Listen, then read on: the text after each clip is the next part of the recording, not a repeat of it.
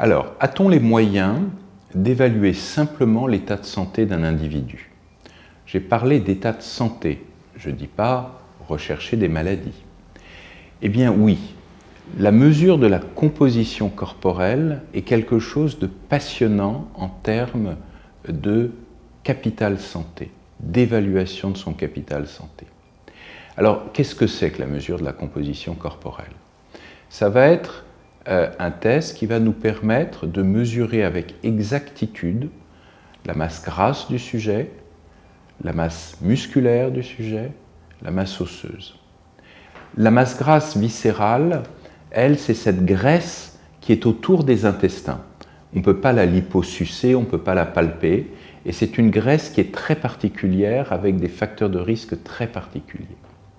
Donc, il y a une relation chez chaque individu entre graisse et masse musculaire, et on appelle ça l'indice de masse graisseuse. Et cet indice de masse graisseuse va se dégrader tout au long de la vie. En fait, pour faire simple, on perd du muscle, on prend de la graisse. Et ceci souvent malgré un certain nombre d'efforts en termes d'activité physique, c'est souvent pas suffisant. Et avec cette dégradation, on va voir apparaître effectivement un certain nombre de pathologies. Donc, premier temps, c'est déjà de savoir où on en est.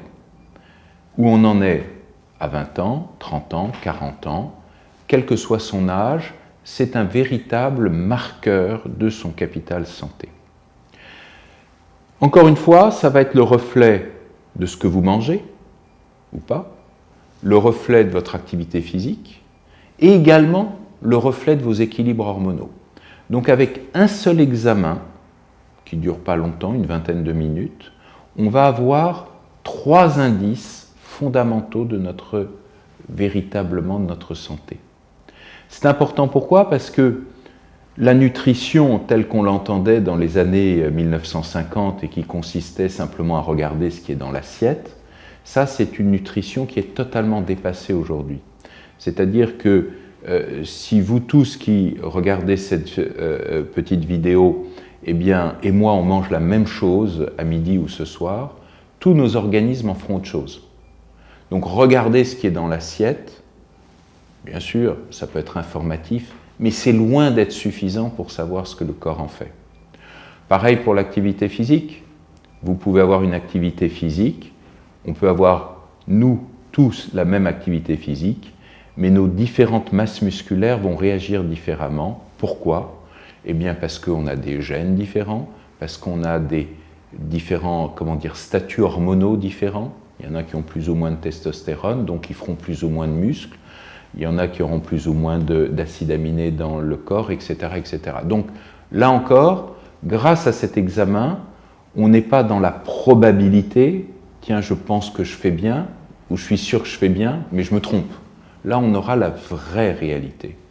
Et sur la masse grasse viscérale, eh bien, évidemment, on a la réalité du risque cardiovasculaire. Donc là, encore une fois, grâce à un examen simple, on va pouvoir connaître son capital santé. Deuxièmement, on va pouvoir voir comment ce capital va se modifier avec le vieillissement. Parce que on peut garder le même poids entre 20 ans et 50 ans. On peut par exemple être à 70 kg pour un homme. Donc on est très fier. On se dit, j'ai le poids de mes 20 ans. Mais c'est une blague, parce qu'effectivement, à l'intérieur du corps, tout a changé. On a perdu de l'eau, on a perdu de l'os, on a perdu du muscle et on a pris de la graisse. Donc là encore, il faut sortir de cette notion d'imprécision en disant « j'ai le même poids qu'à 20 ans ». Non, ça ne veut strictement rien dire. C'est toujours mieux, je l'entends, que d'avoir 30 kilos de plus, hein, ça c'est clair, mais ce n'est pas suffisant. Et là, grâce à la science, grâce aux techniques médicales, on peut maintenant avoir la capacité de parfaitement renseigner le patient et donc du coup pouvoir lui donner les conseils qui lui correspondent, les conseils qui lui sont utiles à lui et pas à une moyenne d'individus. Donc là, on rentre vraiment dans la personnalisation de la prise en charge et ça devient une vraie prise en charge de physiologiste pour justement éviter qu'à terme on soit dans la maladie.